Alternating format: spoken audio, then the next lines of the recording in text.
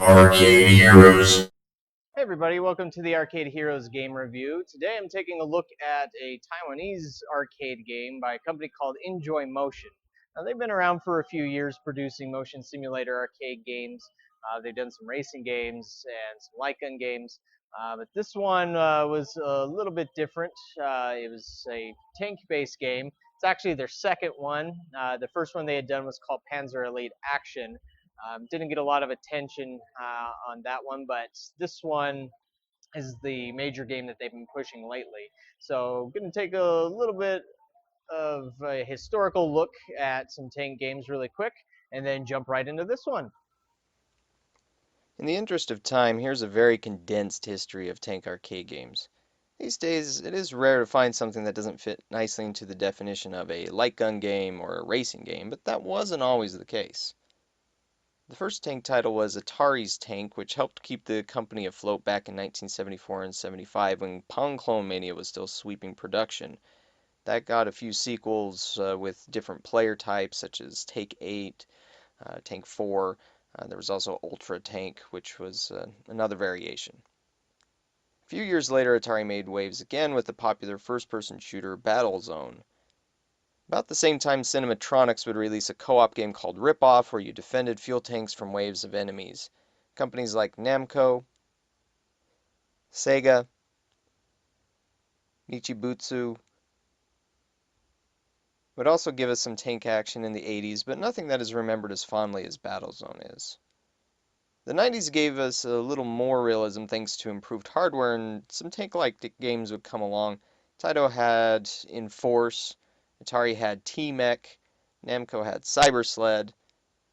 There were some more simulator-style titles such as Sega's Desert Tank or Namco's Tokyo Wars. At the turn of the century, Sega released Alien Front Online, which had promised cross-platform play with the Sega Dreamcast, but unfortunately that particular feature fell through. In recent years, the creators of Allied Tank Attack, InJoy Motion, had released a computer title called Panzer Elite Action into arcades with their iMotion platform, and shortly after that, Namco gave us the popular Tank Tank Tank, a pseudo-sequel to Tokyo Wars, which has been covered on Arcade Heroes a few times. The standard cabinet that you see here sports a 42-inch monitor, some nice LED color changing effects, and a green, red, black color scheme. There is no wood to be found in the design, which is standard for Japanese, Taiwanese, Chinese developers. The green pieces are vacuum molded plastic. There is a dual-player deluxe version of this game, which works like Namco's Lucky and Wild. One player is the pilot gunner, while the other is just the machine gunner, and they have a light gun at their disposal. It also has a 55-inch screen and comes in a huge cabinet.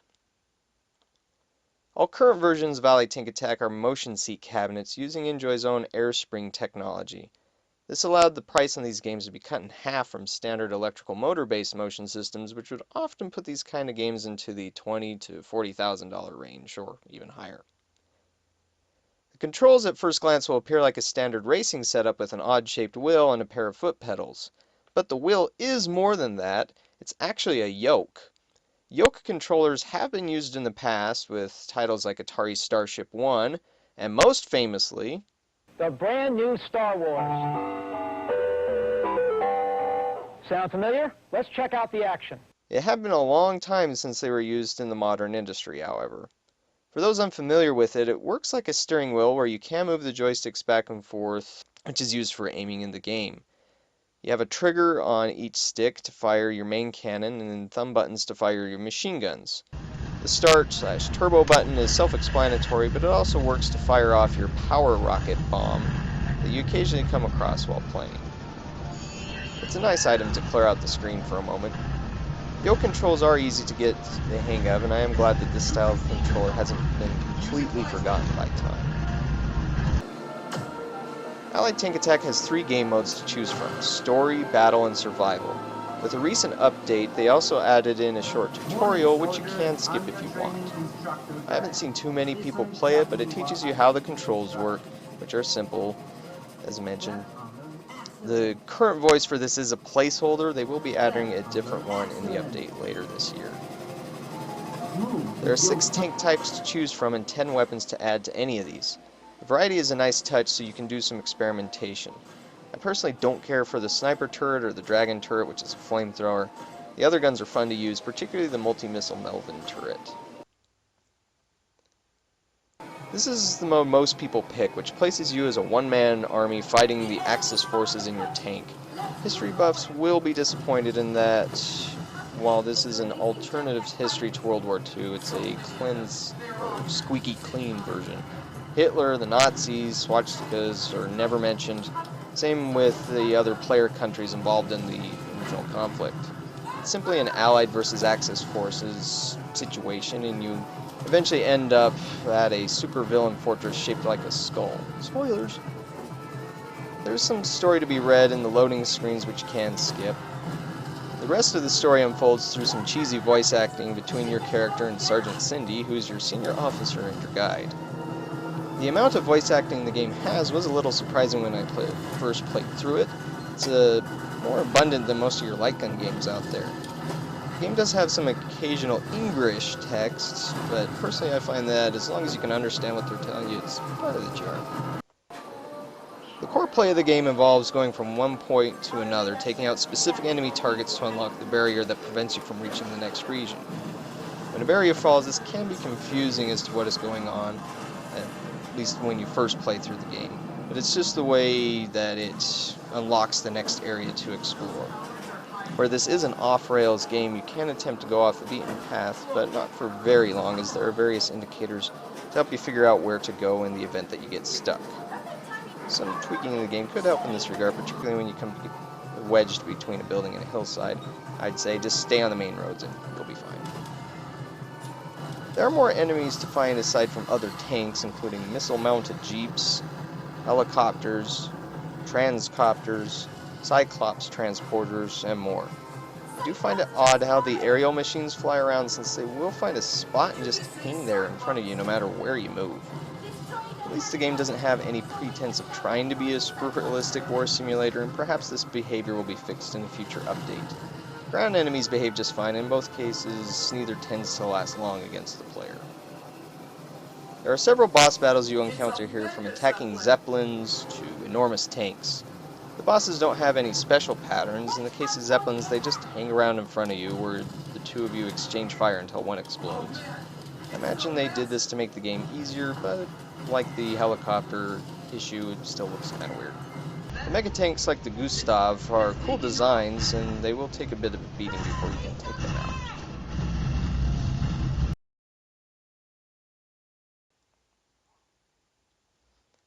All Allied Tank Attack games can network up to 4 units. Network play is what Battle Mode was designed for, but if a venue is like mine and you only happens to have one, you can still play this mode.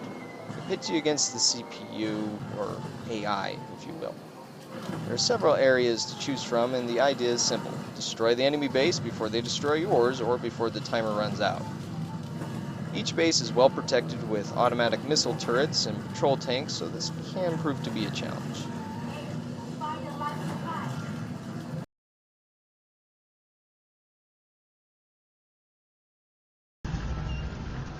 The last mode is a wave-based round where you see how long you can survive up against wave after wave of enemies. Play in a valley devoid of trees or buildings, and the game will spawn tougher enemies as the clock ticks away. Survive long enough, and it will even spawn a few boss tanks for you to combat. It's another simple mode that can be a fun challenge, especially if you enjoy wave-based modes. When I first got my hands on this game, it looked like a mod to an old copy of The Elder Scrolls Oblivion. While the environments were loaded with grasses and flowers to spruce up the landscape, there were some severe frame rate stutters you would come across when getting into a battle. I passed along my thoughts on this to InJoy Motion and their US partner Barron Games, and to my surprise, they addressed them. They replaced the original graphics card with something more powerful, swapped the VGA video cable with a DVI, and optimized the code while adding some additional textures and some other tweaks. I really didn't expect that to happen, but it did, and it was a big improvement. The switch to a DVI cable helped the color stand out, and other changes improved quality and textures. There were some special lens flare effects added to larger explosions, depth of field effects were enhanced, and most importantly, the frame rate was much more stable. The thing things get really crazy, it can still dip a little, but versions of the game that are shipping out to venues now are much better than the initial production units.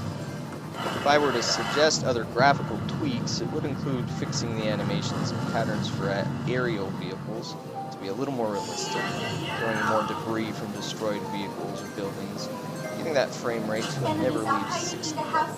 Watch your back. Didn't really need to change anything as far as the sound goes. Shots and explosions produce a satisfying boom.